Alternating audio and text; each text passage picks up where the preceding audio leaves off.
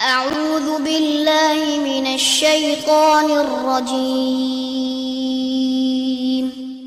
بسم الله الرحمن الرحيم الحمد للہ رب العالمین والصلاة والسلام علی نبینا محمد وعلی آلہ وصحبہ اجمعین اما بعد۔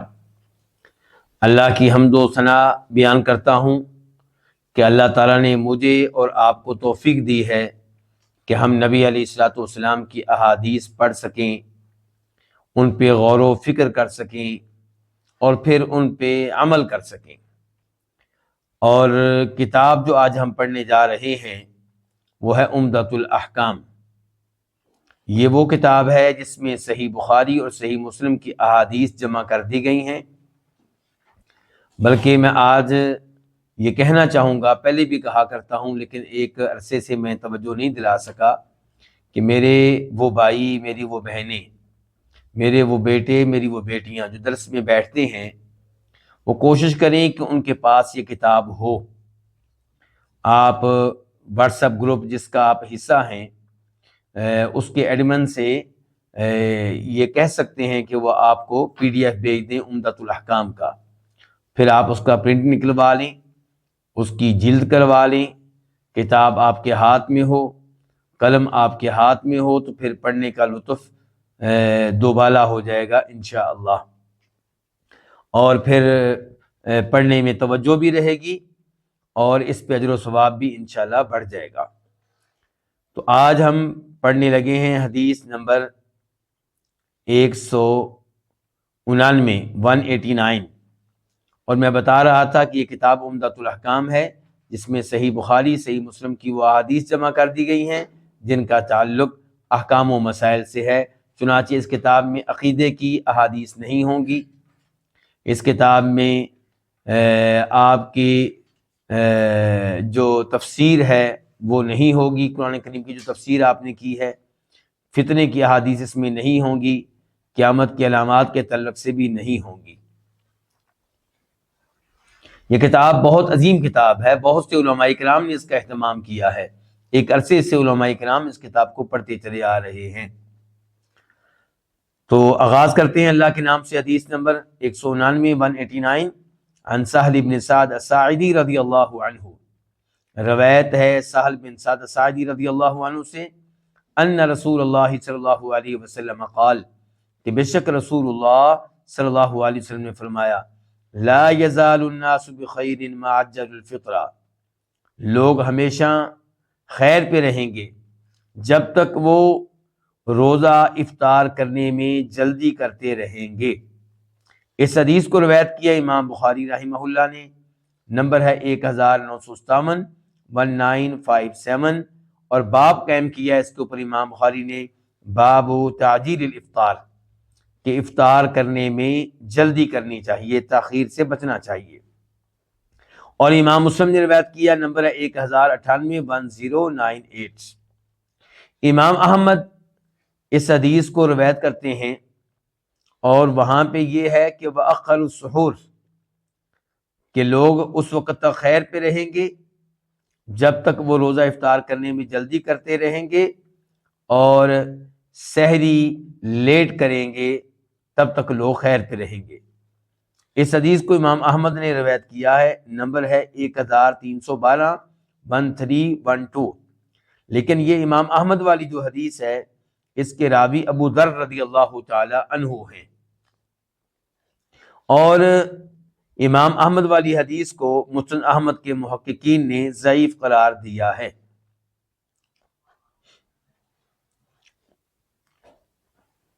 یہاں پہ میں آپ کی توجہ ایک اور حدیث کی طرف بھی مبذول کرانا چاہوں گا۔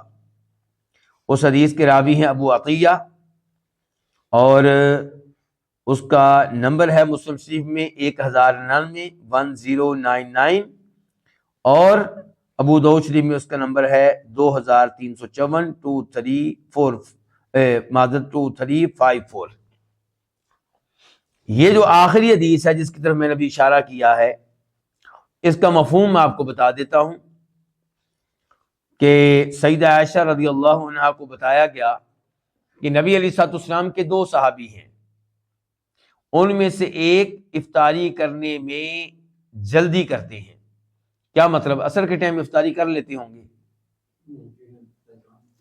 مطلب یہ ہے کہ سورج غروب ہوتے ہی افطاری کر لیتے ہیں، مزید تاخیر نہیں کرتے۔ اور دوسرے صحابی سورج غروب ہو جانے کے باوجود کچھ نہ کچھ تاخیر کرتے ہیں۔ سوال کرنے والے کے سوال کا مقصد یہ تھا کہ آپ بتائیں ان میں سے کس کا عمل سنت کے مطابق ہے؟ تو سیدہ عائشہ نے پوچھا کہ جو افطاری کرنے میں جلدی کرتے ہیں، یعنی کہ سورج غروب ہو جانے کے بعد، یہ کون ہے؟ بتایا کہ عبداللہ بن مسعود ہیں۔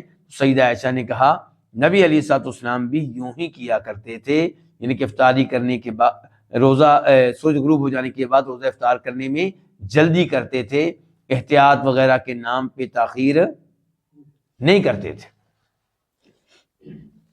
اور جو حدیث ابھی ہم نے پڑھی اس میں کیا بتایا جا رہا ہے کہ سورج غروب ہونے کے بعد تاخیر نہ کرنا، افطاری کرنے میں جلدی کرنا، یہ خیر کی علامت ہے۔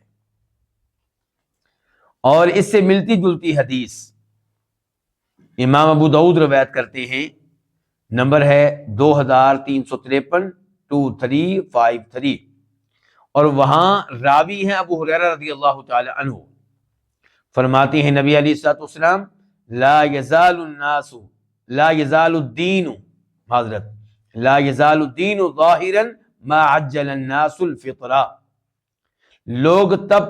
دین تب تک غالب رہے گا، دین تب تک غالب رہے گا جب تک لوگ روزہ افطار کرنے میں جلدی کرتے رہیں گے۔ یعنی کہ آپ سنت کے مطابق روزہ افطار کرنے میں جلدی کریں گے تو اللہ تعالیٰ ایسے مسلمانوں کو کیا دے گا؟ غلبہ دے گا۔ لأن اليہود والنصارى يؤخرون، کیونکہ سورج ڈوبنے کے بعد جلدی افطار نہ کرنا، افطار کرنے میں تاخیر سے کام لینا، یہ کن کی عادت ہے؟ یہودیوں اور عیسائیوں کی عادت ہے۔ اس حدیث کو شیخ البانی رحمہ اللہ نے حسن درجے کی حدیث قرار دیا ہے، قابل قبول حدیث ہے۔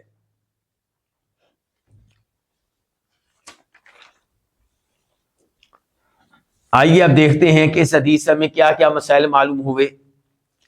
پہلے نمبر پہ یہ کہ روزہ افطار کرنے میں جلدی کرنا افضل ہے۔ کب؟ جب سورج ڈوبنے کا یقین ہو جائے۔ اور سورج ڈوبنے کا یقین کیسے ہو؟ کہ آپ نے سورج ڈوبتے ہوئے دیکھ لیا، یا کسی با اعتماد آدمی نے آپ کو اس کی خبر دے دی، اس نے بتا دیا کہ میں دیکھ چکا ہوں کہ سورج ڈوب گیا ہے۔ اچھا، با اعتماد آدمی کی خبر پہ آپ یقین کریں گے تو یہیں سے یہ ہے کہ وہ کیلنڈر جو اب پرنٹ ہو چکے ہیں اور وہ بتاتے ہیں کہ سورج آج کب غروب ہوگا، وہ اگر با اعتماد ہیں، علماء کرام نے تجربہ کیا ہے کہ وہ درست ہیں، تو ایسے کیلنڈر پہ اعتماد کر کے بھی روزہ افطار کیا جا سکتا ہے، بلکہ کرنا چاہیے۔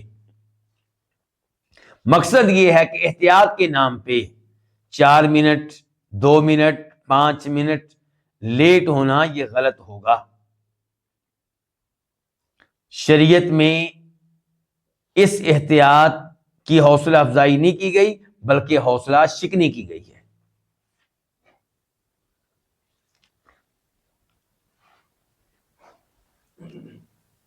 دوسرا مسئلہ اس حدیث سے معلوم ہوا کہ روزہ افطار کرنے میں جلدی کرنا دلیل ہوگا اس بات کی کہ خیر موجود ہے ان لوگوں میں جو روزہ افطار کرنے میں جلدی کرتے ہیں سورج ڈوبنے کے بعد، اور یہ دلیل ہوگی اس بات کی کہ خیر سے دور ہیں وہ لوگ جو سورج ڈوبنے کے باوجود روزہ افطار کرنے میں دیر کرتے ہیں، تاخیر سے کام لیتے ہیں۔ اور اللہ کے فضل و کرم سے پاکستان انڈیا میں اہل حدیث سلفی لوگ سورج ڈوبنے کے بعد روزہ افطار کرنے میں جلدی کرتے ہیں اور تاخیر سے گریز کرتے ہیں، بچتے ہیں، اور انشاءاللہ وہ خیر پہ ہیں۔ اسی لیے اللہ تعالیٰ ان کو مزید توفیق دیتا ہے کس چیز کی؟ خیر کو اپنانے کی، توحید کو اپنانے کی، شرک و بدعات سے دور رہنے کی، نبی علیہ السلام کی اتباع کرنے کی، آپ کے طریقے کے مطابق نمازیں پڑھنے کی، آپ کے طریقے کے مطابق روزے رکھنے کی۔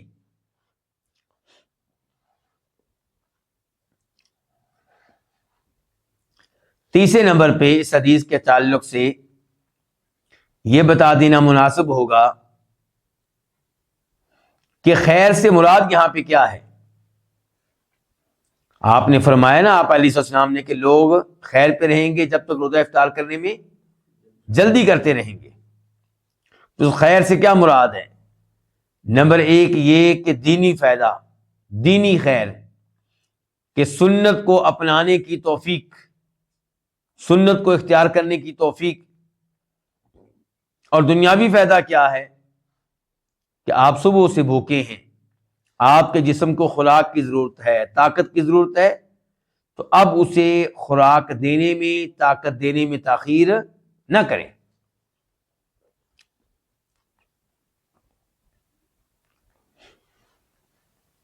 چوتھے نمبر پہ اس جانب اشارہ کر دینا مناسب ہوگا کہ یہ حدیث نبی علیہ الصلوۃ والسلام کی معجزات میں سے ایک معجزہ ہے۔ وہ کیسے؟ کہ آپ نے بتا دیا کہ لوگ خیر پہ رہیں گے جب تک روزہ افطار کرنے میں جلدی کرتے رہیں گے۔ اس سے یہ پتا چلا کہ جو روزہ افطار کرنے میں تاخیر کریں گے سورج ڈوبنے کے بعد، وہ خیر پہ نہیں ہوں گے۔ اور آج آپ دیکھ لیں کون لوگ ہیں جو روزہ افطار کرنے میں تاخیر کرتے ہیں، حتیٰ کہ ستاروں کا انتظار کرتے رہتے ہیں۔ یہ رافضی قسم کے لوگ ہیں، وہ جو صحابہ کرام کے دشمن ہیں، وہ جن میں بہت سی شرکیات اور بدعات پائی جاتی ہیں۔ اور اس معاملے میں وہ کن کے نقش قدم پہ چل رہے ہیں؟ یہودیوں کے نقش قدم پہ۔ یہودی کب روزہ افطار کرتے ہیں؟ جب ستارے نظر آتے ہیں۔ اور یہاں پہ حدیث ہے نبی علیہ السلام کی، جس کے راوی یہی صحابی ہیں سہل بن سعد الساعدی، کہ فرمایا نبی کریم صلی اللہ علیہ وسلم نے، لا تزال امتی علی سنتی ما لم تنتظر بفطرها النجوم۔ میری امت میرے طریقے پہ کاربند رہے گی، گامزن رہے گی۔ کب تک؟ جب تک وہ روزہ افطار کرنے میں ستاروں کے انتظار کی عادت میں مبتلا نہیں ہوتے۔ اس حدیث کو روایت کی امام ابن خزیمہ رحمہ اللہ نے، نمبر ہے 2061 2061۔ اس حدیث کو روایت کی امام ابن حبان رحمہ اللہ نے، اور نمبر ہے 3510 3510۔ شیخ البانی رحمہ اللہ نے اس حدیث کو صحیح قرار دیا ہے۔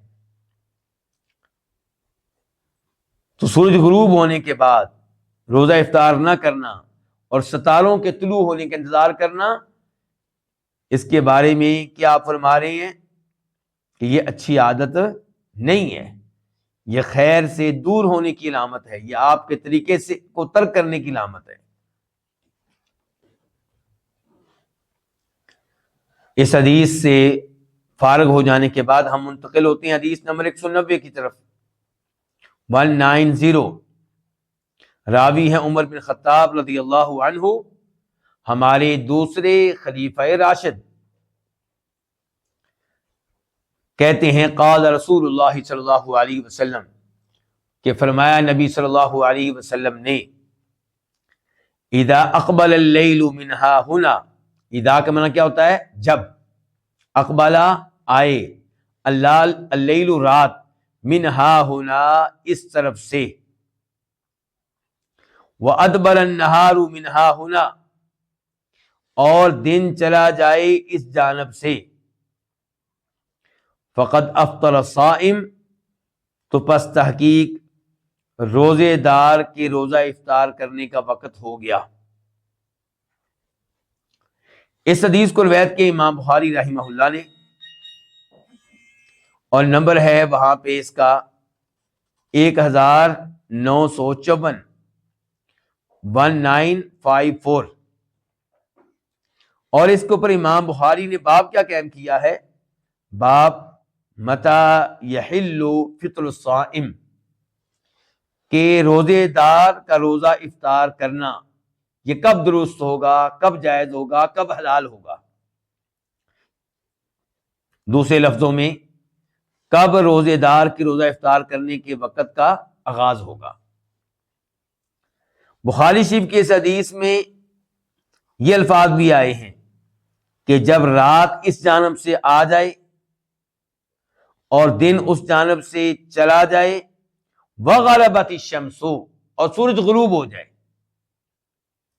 یہ سورج غروب ہو جائے کہ الفاظ اس حدیث میں نہیں ہے جو ابھی ہم پڑھ رہے ہیں، لیکن بخاری شریف میں موجود ہیں۔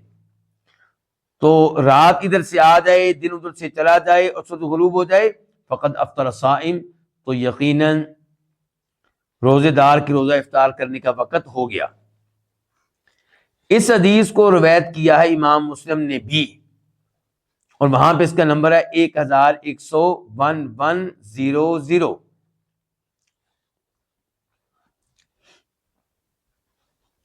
اس حدیث کے اوپر مزید گفتگو کرنے سے پہلے میں آپ کی توجہ دلانا چاہوں گا ایک اور حدیث کی طرف۔ جو حدیث ابھی ہم پڑھ رہے ہیں اس کے راوی کون ہے؟ عمر بن خطاب۔ لیکن ایک اور حدیث ہے، اس کے راوی ہیں عبداللہ بن ابی اوفا، وہ بخاری شریف میں آئی ہے، نمبر ہے 1955۔ امام مسلم اس کو روایت کرتے ہیں، نمبر ہے 1101۔ امام ابو داؤد رحمہ اللہ روایت کرتے ہیں، نمبر ہے 2352۔ اس حدیث کا مفہوم کیا ہے کہ نبی علیہ الصلوۃ والسلام حالت سفر میں ہیں اور آپ کے ساتھ بلال بھی ہیں رضی اللہ تعالی عنہ۔ جب سورج ڈوب گیا تو آپ کہتے ہیں بلال سے کہ بلال ہمارے لیے ستو بناؤ تاکہ ہم ستو پی سکیں۔ بلال کہتے ہیں اللہ کے رسول علیہ وسلم ابھی تو دن ہے،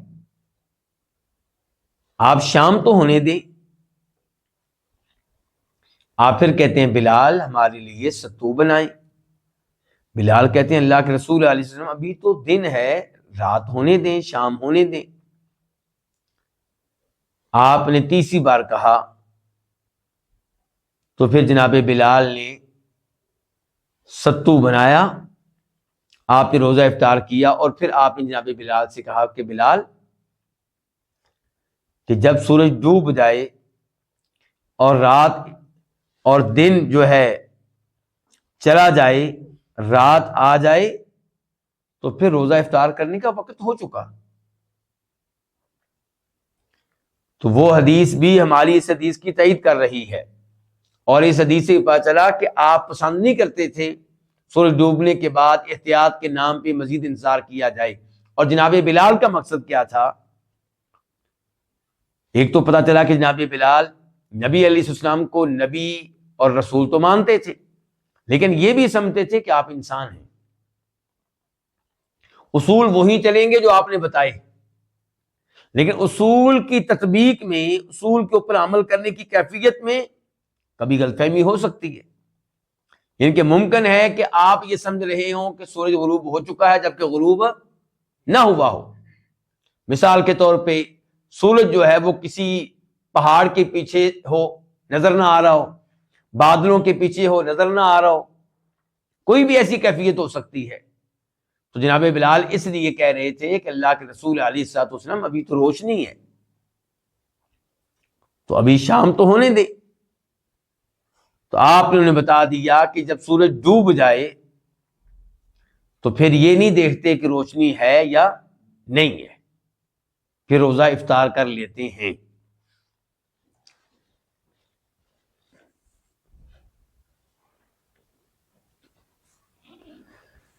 تو خلاصہ کلام یہ ہے کہ شرعی روزے کا وقت کیا ہے؟ فجر طلوع ہونے سے لے کے سورج غروب ہونے تک۔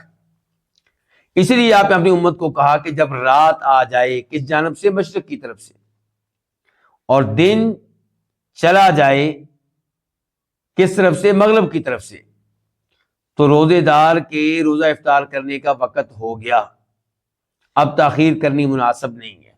اس حدیث سے مسائل کیا معلوم ہوئے؟ نمبر 1، وہی مسئلہ جو پہلی حدیث سے بھی معلوم ہوا تھا کہ جب سورج کے غروب ہونے کا یقین ہو جائے تو پھر روزہ افطار کرنے میں جلدی کرنا افضل اور بہتر ہے۔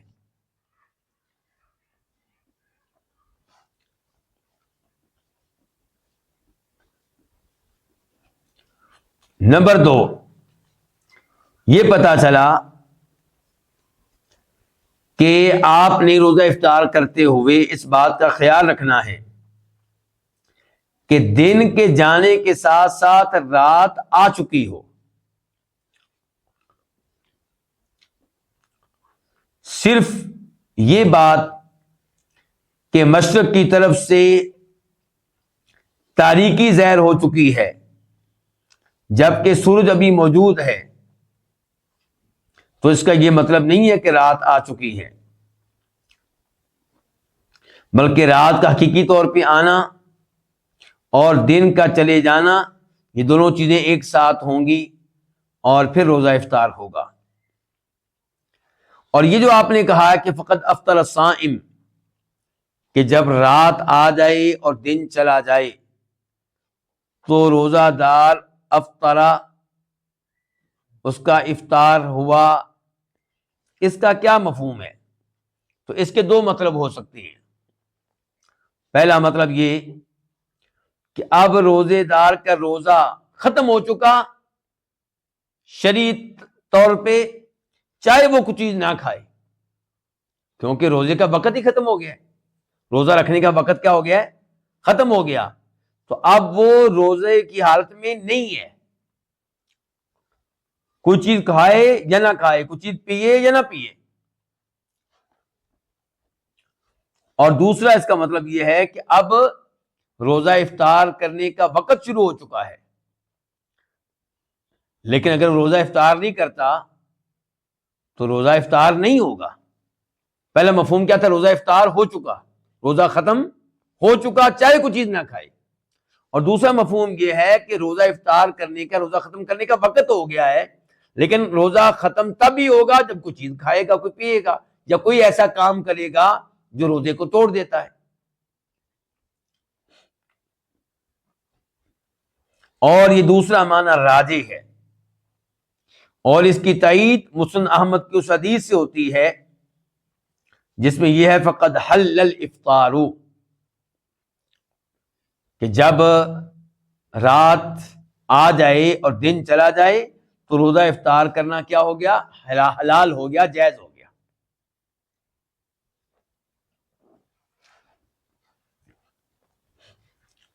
اب ہم منتقل ہوتے ہیں حدیث نمبر 191 کی طرف، 191 کی طرف۔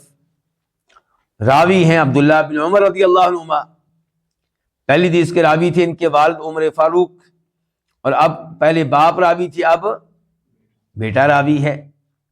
قال، یہ کہتے ہیں نہا رسول اللہ صلی اللہ علیہ وسلم عن الوصال، نبی علیہ السلام نے وصال سے منع کیا ہے۔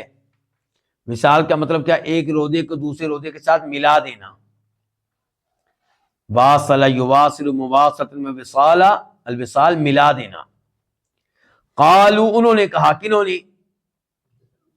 صحابہ کرام نے، یا رسول اللہ، اے اللہ کے رسول، انک تواصل، کہ بے شک آپ تو وصال کرتے ہیں۔ کیا مطلب؟ مطلب یہ ہے کہ آپ ہمیں وصال سے کیسے روک رہے ہیں جبکہ آپ خود وصال کرتے ہیں، اور اللہ تعالیٰ نے ہمیں حکم دیا کہ ہم آپ کی پیروی کریں، آپ کے نقش قدم پہ چلیں۔ اللہ تعالیٰ تو کہہ رہے ہیں قل ان کنتم تحبون اللہ فاتبعونی، اگر تم صحیح معنوں میں اللہ سے محبت کرتے ہو، مجھ سے محبت کرتے ہو، تو میرے نبی کی پیروی کرو۔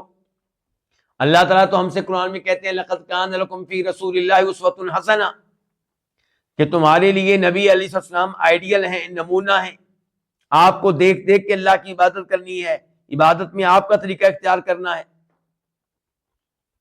تو ہم تو آپ کی پیروی کے مکلف ہیں، پابند ہیں اللہ تعالیٰ کی طرف سے، تو جب آپ وصال کرتے ہیں تو پھر تو ہم بھی کریں گے، آپ ہمیں پھر وصال سے کیوں روک رہے ہیں؟ یہ مقصد ہے صحابہ کرام کی گفتگو کا۔ قال، تو آپ علیہ الصلوۃ والسلام نے فرمایا انی لست کہیئتکم، یقیناً میں تمہاری طرح نہیں ہوں.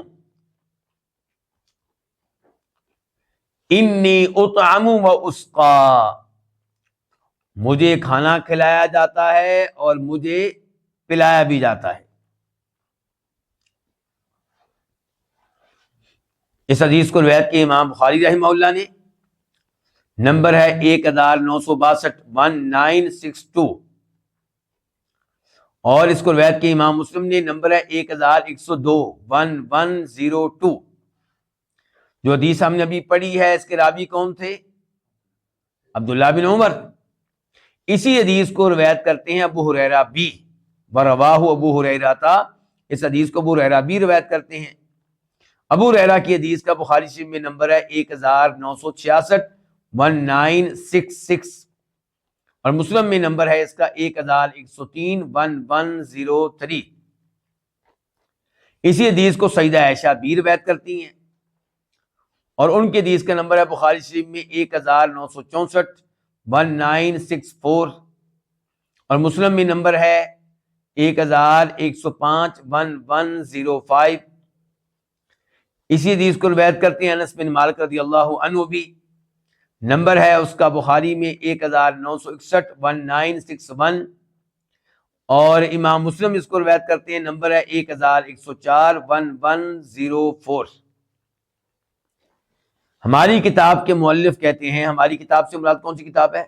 عمدۃ الاحکام جو ہم پڑھ رہے ہیں آج کل. اور اس کتاب کے مؤلف کا نام کیا ہے؟ امام عبد الغنی المقدسی. تو امام مقدسی فرماتے ہیں کہ مسلم میں ہے ابو سعید خدری سے، یعنی کہ یہ حدیث مسلم شریف میں ابو سعید خدری سے بھی مروی ہے، وہ صحابی بھی اس کو روایت کرتے ہیں، اور وہاں پہ یہ الفاظ آئے ہیں فَأَيُّكُمْ أَرَادَ أَن يُوَاصِلْ، تو جو تم میں سے وصال کرنا چاہے، روزے کو روزے کے ساتھ ملانا چاہے، یعنی کہ افطاری نہ کرنا چاہے اور کہیں میں مزید آگے روزہ جاری رکھوں گا. فرمایا فَأَيُّكُمْ أَرَادَ أَن يُوَاصِلْ، تم میں سے جو کوئی وصال کرنا چاہے فَلْيُوَاصِلْ إِلَى السَّحَرِ، تو اس کو چاہیے کہ وصال کرے سحری تک، یعنی کہ سحری کے بعد نہ کرے. یہ جو الفاظ ہیں جن کے بارے میں ہمارے مؤلف کہہ رہے ہیں کہ یہ مسلم شریف میں آئے ہیں اور روایت کرنے والے ابو سعید خدری ہیں، تو صحیح بات یہ ہے کہ یہ مسلم شریف میں یہ الفاظ نہیں آئے. یہ کہاں ہیں؟ بخاری شریف میں آئے ہیں. کیونکہ مؤلف کو غلط فہمی ہو گئی ہے، مؤلف نے کہہ دیا کہ مسلم میں آئے ہیں، یعنی کہ بخاری میں نہیں آئے، جبکہ صحیح بات یہ کہ بخاری میں آئے ہیں اور مسلم میں نہیں آئے. بخاری شریف میں اس کا نمبر کیا ہے؟ 1963 1963، اور بخاری میں مزید آئے ہیں، نمبر ہے 1967 1967.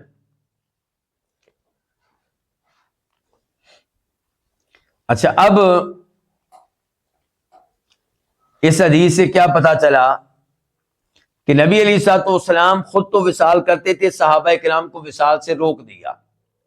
آپ علیہ السلام وصال کرتے تھے، کیا مطلب؟ ایک روزے کے ساتھ دوسرا روزہ بھی ملا لیتے. مثال کے طور پہ آج کون سا دن ہے جی؟ اتوار ہے، انگلش میں کیا کہتے ہیں اس کو؟ سنڈے. اتوار کو، سنڈے کو آپ نے روزہ رکھا اور فجر سے پہلے آپ نے سحری کھائی. اب روزہ آپ کا شروع ہو گیا، مغرب کے وقت آپ نے افطاری نہیں کی، فجر تک آپ نے کچھ نہیں کھایا، اور فجر کے بعد اگلے روزے کا آپ نے آغاز کر دیا. اگلے دن مغرب تک آپ نے کچھ نہیں کھایا. اب 2 روزے مسلسل آپ نے رکھے، اور اگلے دن مغرب کے وقت جا کر آپ نے کھانا کھایا اور روزہ افطار کیا.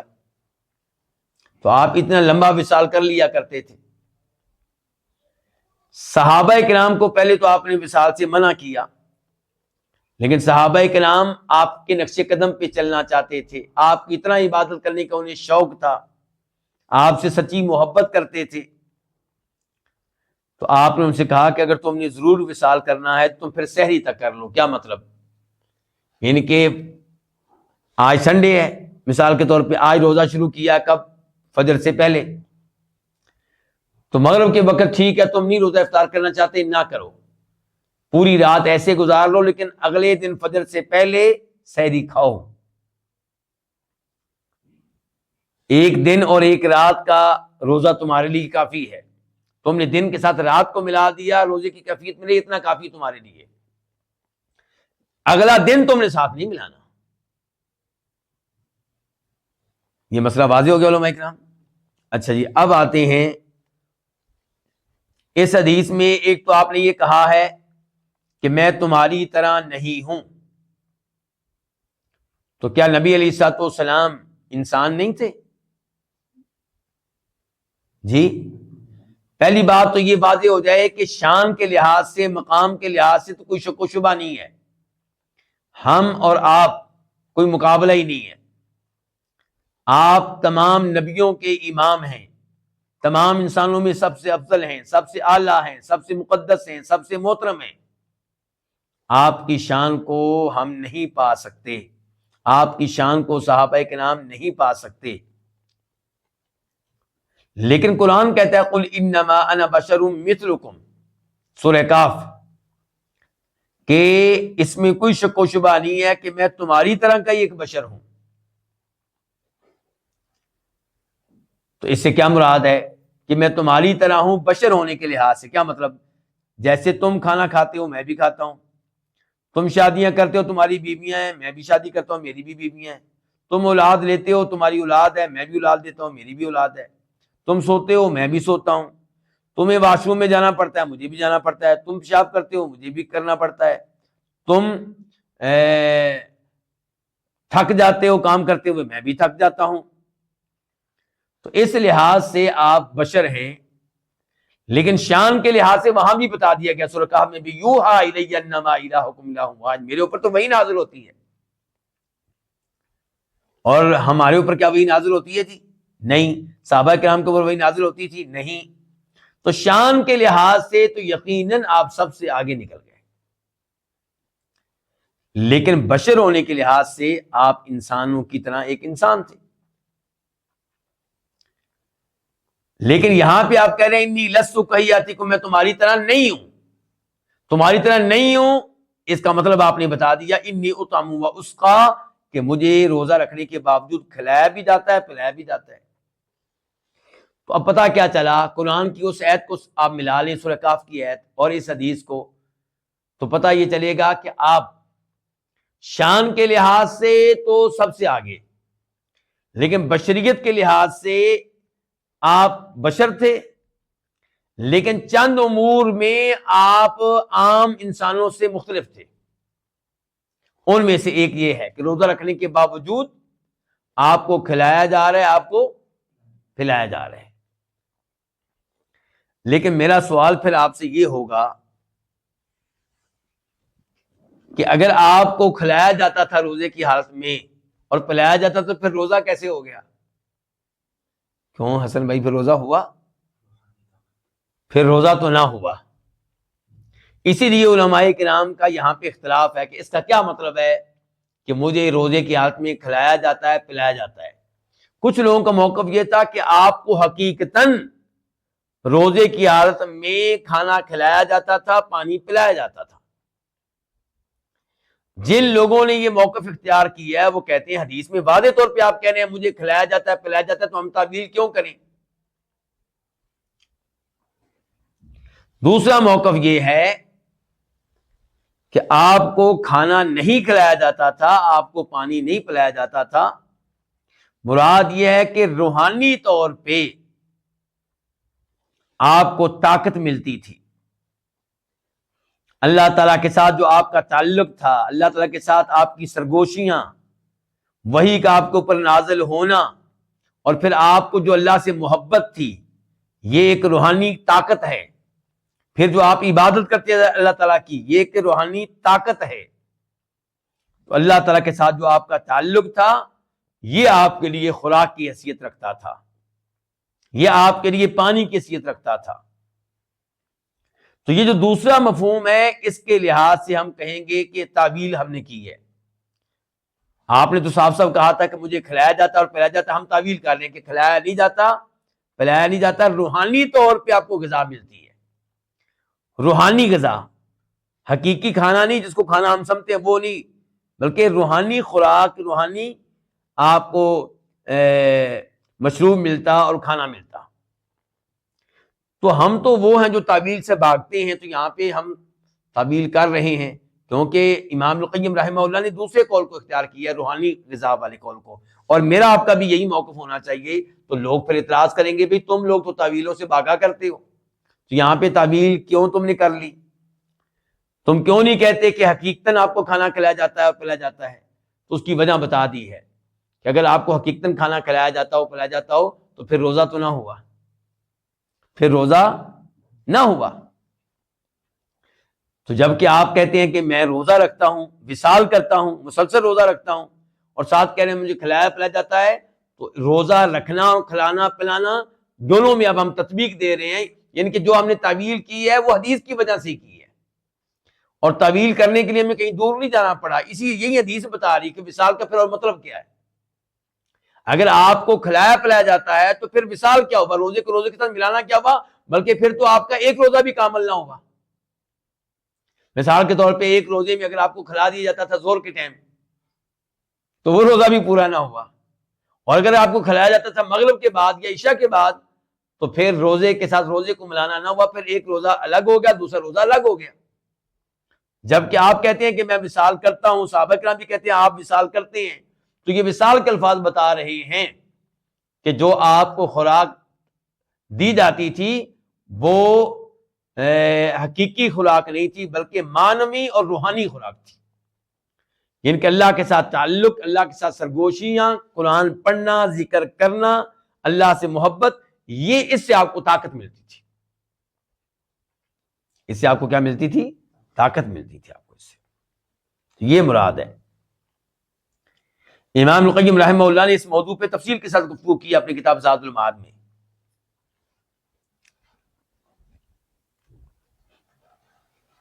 اچھا، اب اس حدیث سے یہ ثابت ہو گیا کہ نبی علیہ السلام وصال کرتے تھے، ایسا ہی ہے، روزے کے ساتھ روزے کو ملا لیتے تھے، اور صحابہ کرام کو آپ نے وصال کرنے سے منع کر دیا، یہ بھی اس حدیث میں آ گیا، اور آخر میں یہ بھی آ گیا ابو سعید خدری کی حدیث میں کہ آپ نے صحابہ کرام سے کہا کہ اگر تم نے وصال کرنا ہے تو تم پھر سحری تک کرو، بس اس سے زیادہ نہیں۔ تو اب سوال یہ پیدا ہوتا ہے کہ پھر وصال کا حکم کیا ہے میرے لیے اور آپ کے لیے؟ تو اس میں اختلاف ہے علماء کرام کا۔ ایک قول یہ ہے کہ وصال کرنا جائز ہے اس کے لیے جو وصال کی طاقت رکھتا ہو، جو روزے کو روزے کے ساتھ ملانے کی طاقت رکھتا ہو۔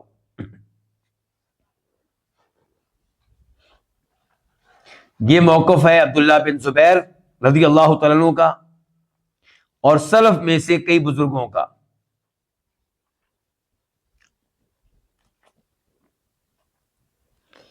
ان لوگوں کی دلیل کیا ہے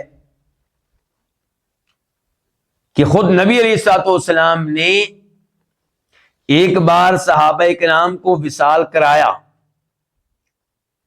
یعنی کہ صحابہ کرام چاہتے تھے کہ ہم نبی علیہ الصلوۃ والسلام کی طرح اللہ کی عبادت کریں، تو آپ نے کہا ٹھیک ہے آؤ پھر میرے ساتھ، تو آپ نے وصال کرایا ان کو 2 دن، اور اگر یہ حرام ہوتا تو آپ ان کو وصال نہ کراتے بلکہ ان کو سختی سے حکم دیتے چلو روزہ افطار کرو۔ اور ویسے بھی سیدہ عائشہ کہتی ہیں کہ نبی علیہ الصلوۃ والسلام نے وصال سے صحابہ کرام کو منع کیا، ان پہ ترس کھاتے ہوئے، ان پہ رحم کرتے ہوئے۔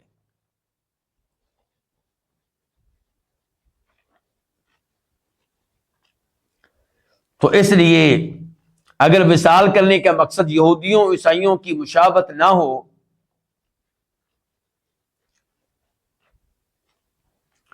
اور وصال کا مقصد روزہ افطار کرنے میں جلدی کرنے کی جو سنت ہے اس سے اراض نہ ہو تو پھر وصال کرنا ممنوع نہیں ہے اس کے لیے جو وصال کرنے کی طاقت اور قدرت رکھتا ہے۔ دوسرا موقف علماء کرام کا یہ ہے کہ وصال ہمارے لیے، میرے لیے، آپ کے لیے کیا ہے؟ حرام ہے، یہ موقف ہے امام ابو حنیفہ رحمہ اللہ کا، امام مالک کا، امام شافعی کا۔ ان کی دلیل کیا ہے کہ آپ نے وصال کرنے سے منع کیا ہے، اور جس چیز سے آپ منع کر دیں وہ حرام ہوا کرتی ہے۔ اور جہاں تک تعلق ہے اس بات کا کہ آپ نے صحابہ کرام کو وصال کرایا اور کہا آؤ کرو میرے ساتھ مل کے وصال، تو اس کا مقصد یہ نہیں تھا کہ صحابہ کرام کو بتایا جائے کہ یہ جائز ہے، بلکہ اس کا مقصد صحابہ کرام کو سزا دینا تھا۔ سزا کیا؟ کہ آپ نے ان کو کہا کہ وصال تم نہ کرو، میری نقل نہ کرو، میں اس معاملے میں تم سے مختلف ہوں، لیکن وہ پھر بھی شوق رکھتے تھے، تو آپ نے کہا آؤ پھر 1 دن کا وصال ہوا، 2 دن کا ہوا، اور اس کے بعد کیا ہوا؟ اس کے بعد چاند نظر آ گیا۔ کیا نظر آ گیا؟ چاند۔ تو آپ نے کہا تھا اس وقت صحابہ کرام سے کہ اگر یہ چاند نظر نہ آتا تو تمہیں میں مزید وصال کراتا۔ اور اس حدیث کو روایت کرنے والے صحابی کہتے ہیں کہ گویا کہ آپ ان کو وصال کرا رہے تھے سزا کے طور پہ۔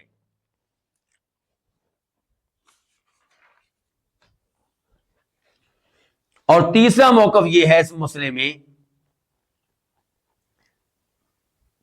کہ وصال کرنے نہ کرنے کے معاملے میں کچھ تفصیل ہے۔ یہ موقف ہے امام احمد کا، امام اسحاق بن راہویہ کا، امام ابن خزیمہ کا، ابن المنذر کا، اور وہ یہ کہ وصال جائز ہے لیکن سحری تک بس، اور افضل یہ ہے کہ وصال بالکل نہ کیا جائے تاکہ روزہ افطار کرنے میں جلدی کرنے کی احادیث پہ عمل ہو سکے۔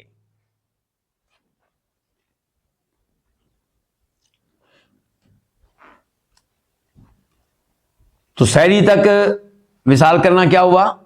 جائز، اور افضل کیا ہوا؟ کہ وصال نہ کیا جائے، اور مکروہ ہے 1 دن 1 رات سے زیادہ وصال کرنا۔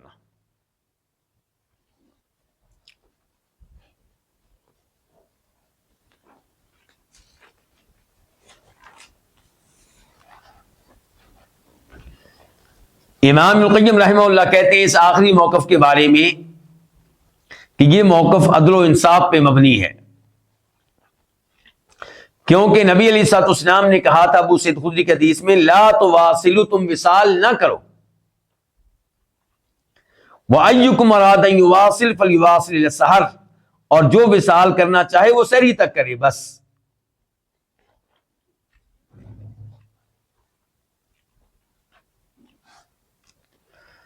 اب اس حدیث سے کیا کیا مسائل ہمیں معلوم ہوئے؟ نمبر 1، وصال کا حکم معلوم ہوا کہ وصال ممنوع ہے، آپ نے اس سے منع کیا ہے۔ دوسرے نمبر پہ یہ مسئلہ معلوم ہوا کہ جو وصال کرنے کی طاقت رکھتا ہو اس کے لیے جائز ہے کہ وہ سحری تک وصال کرے، اور افضل یہ ہے کہ وہ یہ وصال بالکل نہ کرے۔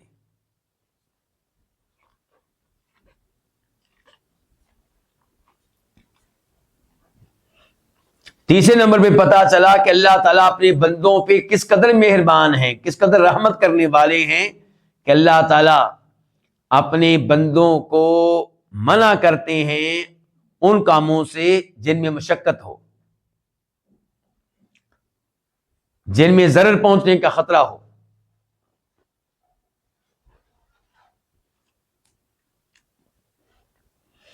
چوتھے نمبر پہ ہمارا دین کے معاملے میں غلو کرنے سے منع کرتا ہے۔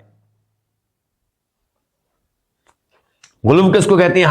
حد سے آگے بڑھنا۔ ہماری شریعت آسان ہے، عدل و انصاف پہ مبنی ہے۔ ہماری شریعت چاہتی ہے کہ انسان اپنے رب کے حقوق بھی ادا کرے، اور جسم کے حقوق بھی ادا کرے، آنکھ کے حقوق بھی ادا کرے۔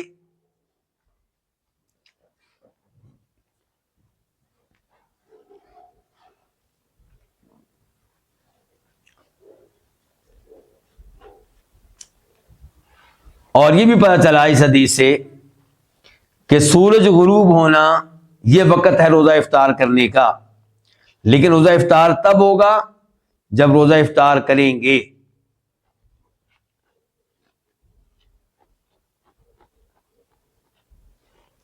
اس حدیث سے پتہ چلا کہ آپ کی جو خصوصیات ہیں، آپ کے جو خصائص ہیں، ان میں سے ایک یہ بھی ہے کہ دوران روزہ آپ کو روحانی اور معنوی غذا اور خوراک ملتی تھی۔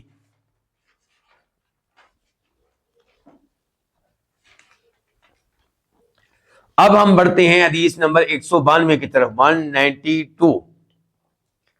اب راوی ہیں عبداللہ بن عمرو بن عاص رضی اللہ عنہما، قال، وہ کہتے ہیں، اخبر النبی صلی اللہ علیہ وسلم انی اقول، نبی علیہ الصلوۃ والسلام کو یہ بات بتائی گئی کہ میں یہ کہتا ہوں۔ میں کون؟ عبداللہ بن عمرو بن عاص کہہ رہے ہیں، نبی صلی اللہ علیہ وسلم کو یہ بات بتائی گئی کہ بے شک میں یہ کہتا ہوں کہ واللہ لاصومن النہار، اللہ کی قسم میں دن بھر روزہ رکھا کروں گا، ولاقومن اللیل، اور میں رات بھر قیام کیا کروں گا، اللہ کی عبادت کیا کروں گا، نماز پڑھا کروں گا۔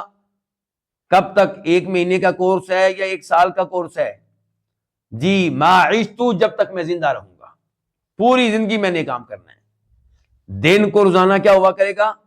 روزہ، اور رات کو القیام، عبادت، تہجد، نماز۔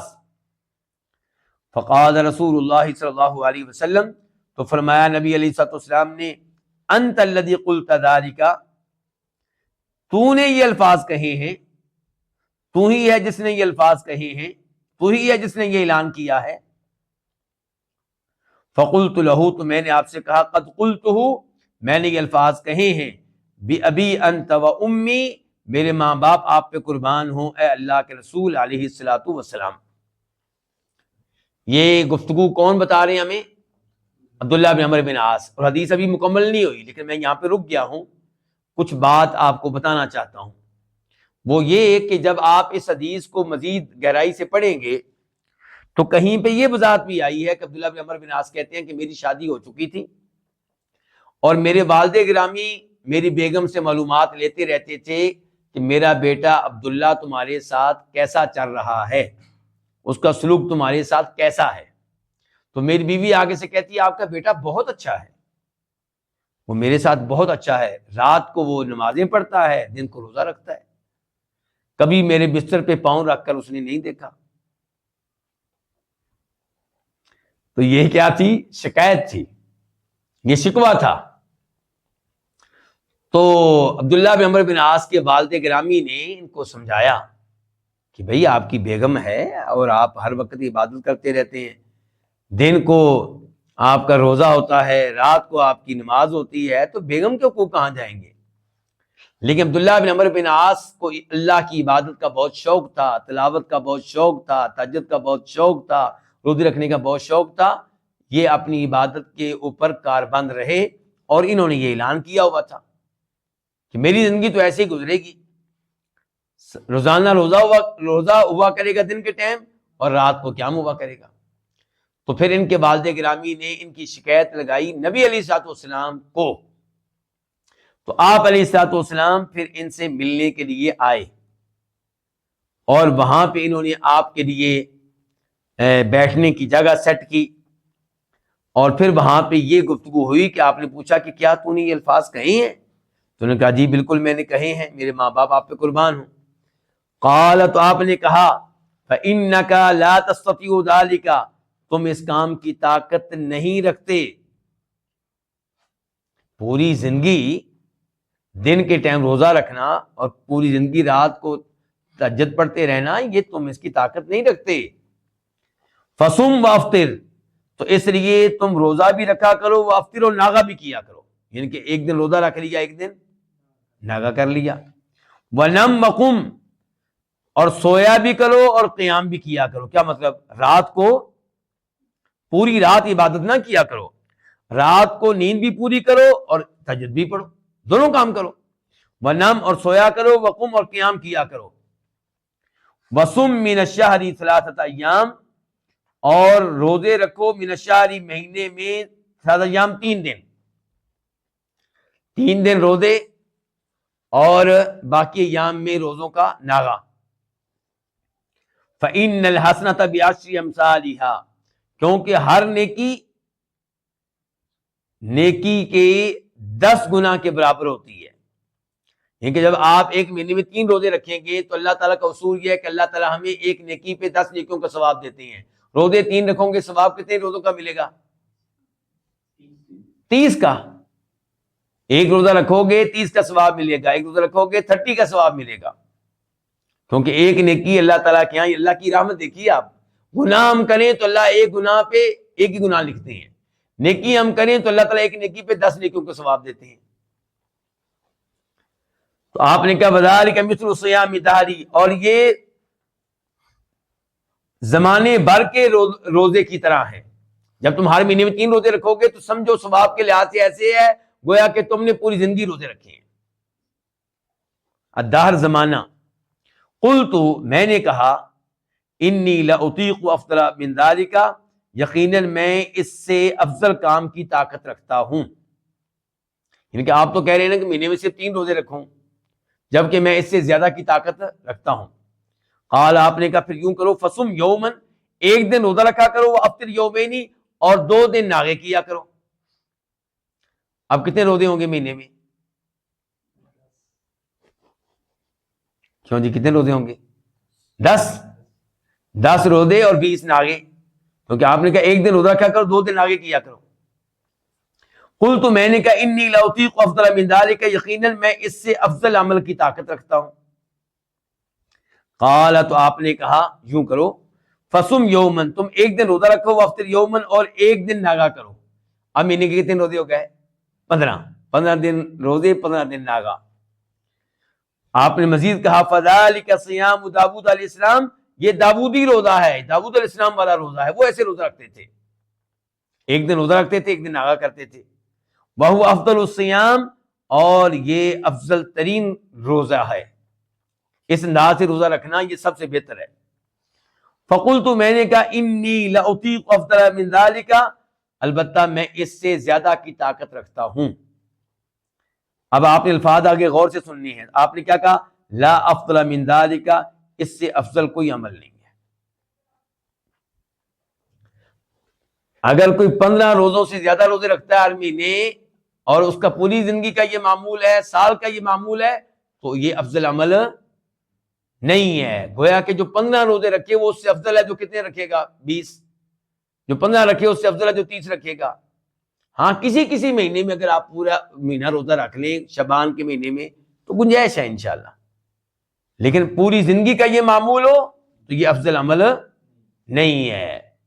اسی طرح ہم کہتے ہیں کہ رمضان کے مہینے میں آپ 11 رکعتیں تراویح پڑھیں، لیکن سنت کے مطابق پڑھیں، لمبی پڑھیں، لمبے سجدے کریں، لمبا قیام کریں، یہ افضل ہے 11 سے زیادہ رکعتیں پڑھنے سے، کیونکہ یہ نبی علیہ الصلوۃ والسلام کا عمل ہے.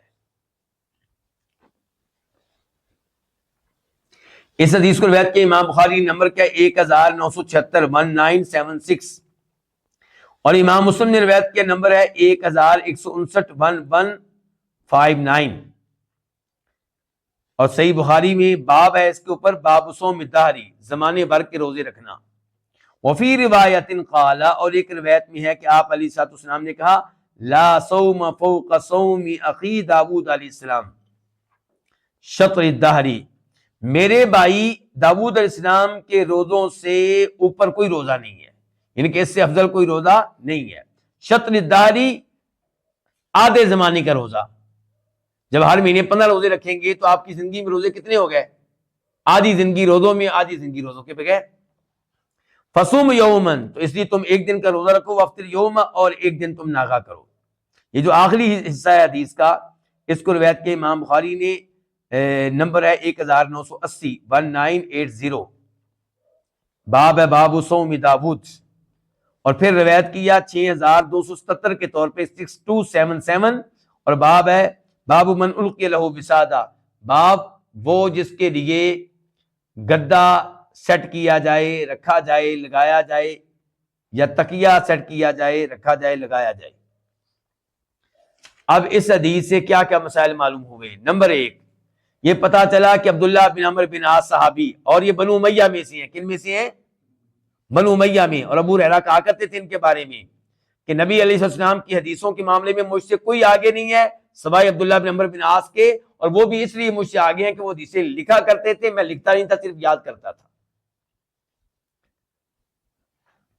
حالانکہ ابو ہریرہ رضی اللہ عنہ سے بھی حدیثیں لکھوانا ثابت ہے، لیکن لکھوانے کا ان کے یہاں وہ اہتمام نہیں تھا جو کہ ان کے پاس تھا، عبداللہ بن عمرو بن عاص کے پاس۔ تو پتا چلا کہ عبداللہ بن عمرو بن عاص خیر میں کتنی رغبت رکھتے تھے، کتنا شوق رکھتے تھے، اور یہ بھی پتا چلا کہ ان میں روزے رکھنے کی کتنی طاقت تھی، کیونکہ انہوں نے قسم اٹھائی ہوئی تھی کہ زمانے بھر، زندگی بھر وہ روزہ رکھتے رہیں گے اور رات کا قیام کرتے رہیں گے، یعنی کہ پوری رات، آدھی رات نہیں، پوری رات۔ نمبر 2، یہ پتا چلا کہ نبی علیہ الصلوۃ والسلام جانتے تھے کہ عمل کرنے، انسان میں عمل کرنے کی کتنی طاقت ہے اور اس کا انجام کیا ہوتا ہے، کیونکہ آپ نے بتا دیا عبداللہ بن عمرو بن عاص کو کہ تم یہ کام کرنے کی طاقت نہیں رکھتے۔ مطلب یہ تھا کہ ان قریب تمہارے لیے اس عمل پہ کاربند رہنا مشکل ہو جائے گا، آئندہ ایام میں تمہیں مشکل پیش آئے گی، اور ایسا ہی ہوا۔ آخری زندگی میں عبداللہ بن عمرو بن عاص ان کے لیے اپنے اس معمول پہ کاربند رہنا مشکل ہو گیا، اور پھر وہ کہا کرتے تھے یا لیتنی قبلت رخصت النبی صلی اللہ علیہ وسلم، کاش کہ میں نے نبی علیہ السلام کی رخصت کو قبول کیا ہوتا۔ لیکن اس کے باوجود وہ روزے رکھتے رہے، قیام کرتے رہے، بس انہوں نے اپنی روٹین کو تھوڑا سا تبدیل کیا، انداز کو تبدیل کیا۔ نبی علیہ السلام لوگوں کو عمل بتاتے تھے ان کی طاقت کے مطابق، ان کے فرائض کے علاوہ۔ فرض تو ہر ایک نے کرنا ہی کرنا ہے، لیکن نفلی عبادات میں آپ ہر ایک کو بتاتے تھے اس کی طاقت کے مطابق۔